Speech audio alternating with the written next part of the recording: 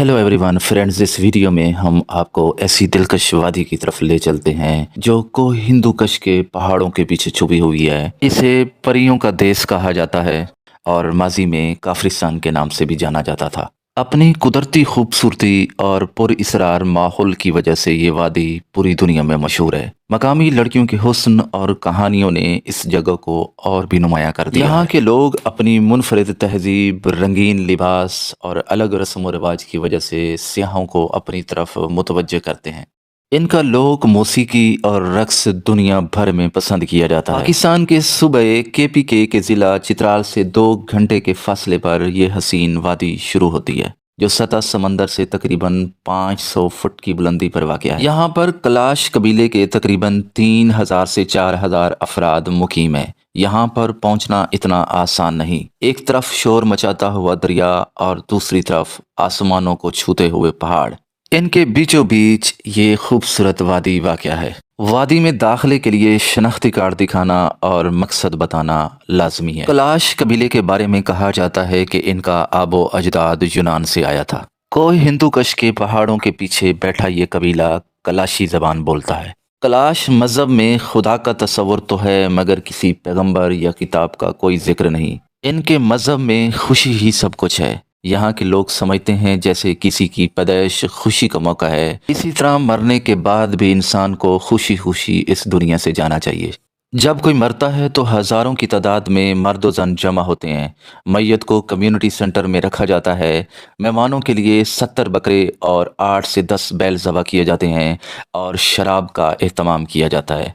आखिरी तकरीबात की रसूमात का जश्न मनाया जाता है। उनका अकीदा है कि मरने के बाद दुनिया से खुशी खुशी रुखसत किया जाना चाहिए, लिहाजा शराब व कबाब और हवाई फायरिंग का एहतमाम किया जाता है। पुराने ज़माने में मुर्दे को ताबूत में डालकर कब्रिस्तान रखाते थे, लेकिन अब दफनाया जाता है। शादियां हमेशा पसंद की बुनियाद पर होती हैं। यहाँ ज़बरदस्ती शादी का कोई तस्वर नहीं। यहाँ के लोग रिश्तेदारों से बाहर शादी करते हैं। लड़की लड़के को भगाकर अपने घर ले जाती है, फिर लड़की के घर वाले लड़के के घर वालों को इसकी इतला देते हैं। लड़के के घर वाले लड़की के घर जाकर तस्दीक करते हैं कि उसके साथ कोई ज़बरदस्ती तो नहीं की गई।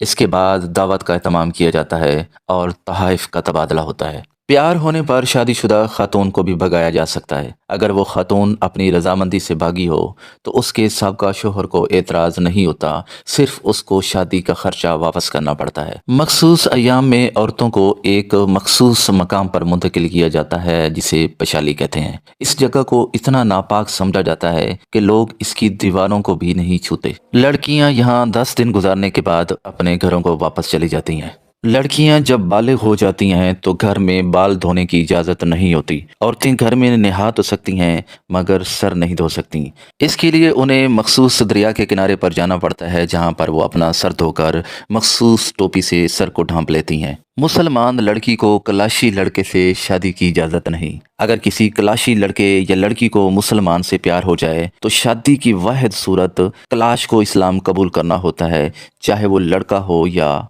लड़की। यहाँ की लड़कियाँ हुस्न व जमाल में परियों जैसी लगती हैं। कलाश की औरतें और नौजवान लड़कियाँ एक मखसूस रंगीन और लंबी पोशाक पहनती हैं, जिस पर रंग बिरंगे नक्शो निगार बने होते हैं। एक ऊंची टोपी भी पहनती हैं जिस पर परिंदों के पर लगे होते हैं।